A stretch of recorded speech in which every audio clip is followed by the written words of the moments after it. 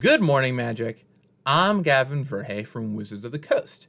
And last week, Cassius Marsh previewed the World Tree, a brand new card from Kaldheim. And ever since it was previewed, many Magic the Gathering players have asked me the question, why isn't the World Tree legendary? So today I thought I'd tell you exactly why that's the case. Let's do it. Why isn't the World Tree legendary is the newest in a very long line of similar questions. For example, I've seen it with the castles in Eldraine, I've seen it with named legendary lands in Zendikar, and when I was a player, I even asked the question myself in original Ravnica with cards like Vitu-Ghazi, the city tree. I think this is a particularly interesting question because we do legendary lands very rarely.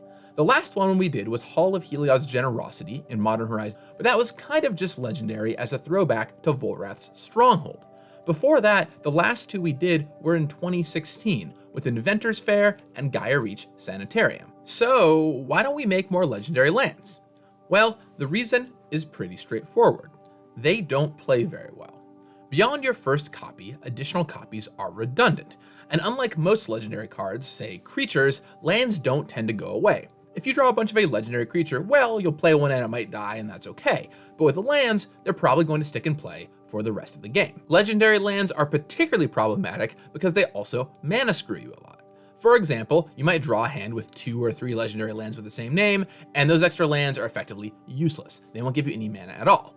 Or worse yet, you draw a hand with 1 legendary land, and then your next couple land drops that you draw are the same legendary land. It's a very frustrating and unfun experience. And to exacerbate the problem even further, if the card is ever strong enough that a deck should play 4 copies of it, well, that means that a lot of games, especially in tournament play, will come down to a player drawing exactly 1, but not more than 1 copies of this card, with the exception of Nykthos, I guess, since you would play the second copy to use as a dark ritual. When we put legendary on a land, which once again, we don't do very often, usually it's a very careful power tuning knob on a card that we already like, but want to be a little bit careful with.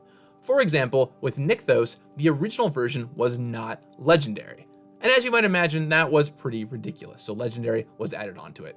And it was still really good. Now, I didn't design the World Tree personally, but I am very sure that at some point this question came up and a very similar discussion was had. So doesn't this ruin the flavor? When you play out a land, you are establishing a mana bond with the ley lines of that land. And you can have multiple mana bonds with the same land, even if it's a one of location. Now, one more question I'd like to answer.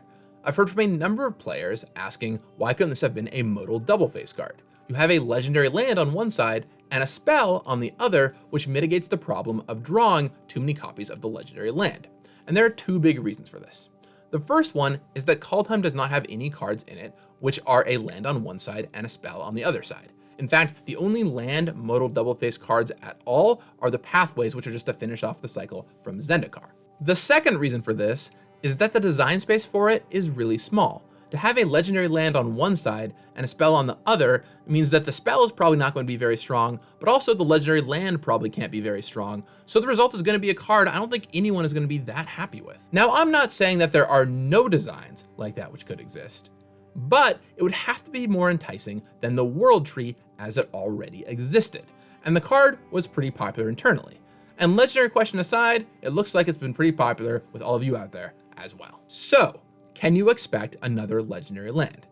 Absolutely. I think it's only a matter of time on that one. But I wouldn't expect them to show up very often. And I certainly would not expect every named place to be legendary. So now I'd really like to know what you think about all of this.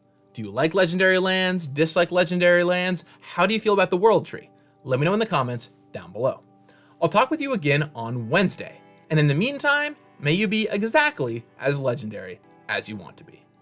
You got this. So we're working on Kaldheim, and if there was ever a place to bring snow back into standard, this has got to be it. I mean, it's such a traditionally snowy setting. There's going to be snow everywhere, and it just made total sense to bring it back here. So we took a lot of lessons about snow that we've learned in the past, and we applied them here.